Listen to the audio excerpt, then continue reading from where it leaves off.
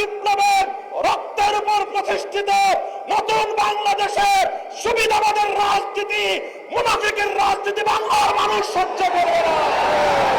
এদেশের জনগণের গণরায়কে যদি হাইকোর্ট দেখান, এদেশের জনগণ রাজপথে আপনাদেরকে মোকাবেলা করবে ইনশাআল্লাহ। 70% জনগণের বিপক্ষে গিয়ে দেশের ক্ষমতার মস্তদে টিকতে পারবেন না।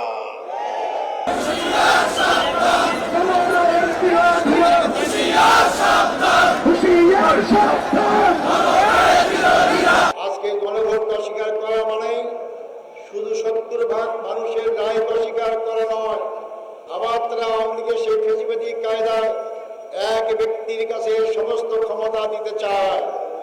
একটা দল তো পালিয়ে গিয়ে একটা দেশে আশ্রয় পেয়েছে।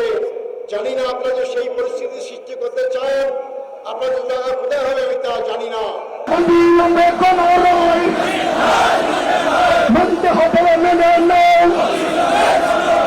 সংস্কারকে এড়িয়ে গিয়ে আবার ফেসিবাদ যদি কায়েম করতে চান, ইতিহাস থেকে সবার নেন, সেই পরিণতি আপনাদেরকে ভোগ করতে হবে।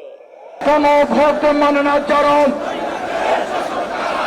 ছাড়ের তুষর তরম, কোন রায় মানে না চরম। দেশ পরিচালনা করতে সংবিধান লাগবে, কিন্তু সেই সংবিধান ৭২-এর মুজিববাদী সংবিধান না।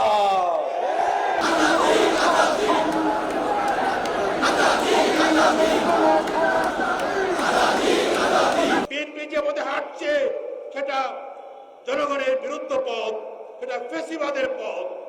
আমাদেরকে তার বিরুদ্ধে রুখে দাঁড়াতে হবে, রুখে দাঁড়াবে ইনশাআল্লাহ।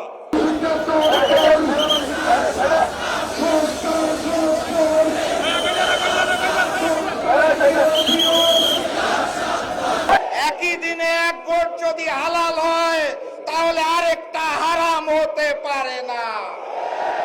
৭০% জনগণের হা ভোটের রায়কে যারা অস্বীকার করে বেঈমানি করতে চায়, তাদের স্থান এই বাংলার মসনদে হবে না।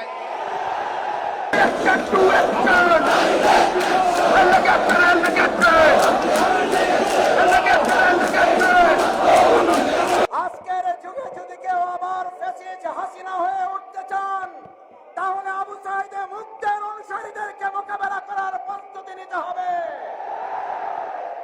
আমরা পরিষ্কার বলতে চাই, গণরায়ের মাধ্যমে যে জন আকাঙ্ক্ষা, এই জন আকাঙ্ক্ষাকে উপেক্ষা করে বাংলাদেশের কোন সরকার পরিচালিত হতে পারে না, পারবে না।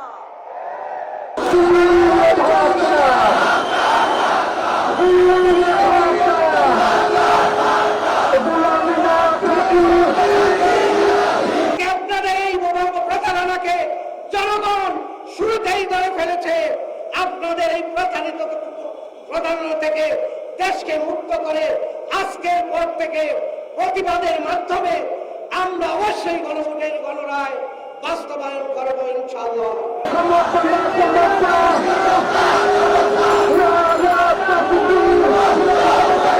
বর্তমান সরকার যদি এই জনগণের গণভোটের রায়কে প্রত্যাখ্যান করে জনগণের ভাষা বুঝতে ব্যর্থ হয়, ৩৬ দিন না ৩৬ ঘন্টায় তাদেরকে পালাতে বাধ্য করা হবে। হুঁশিয়ার সাবধান,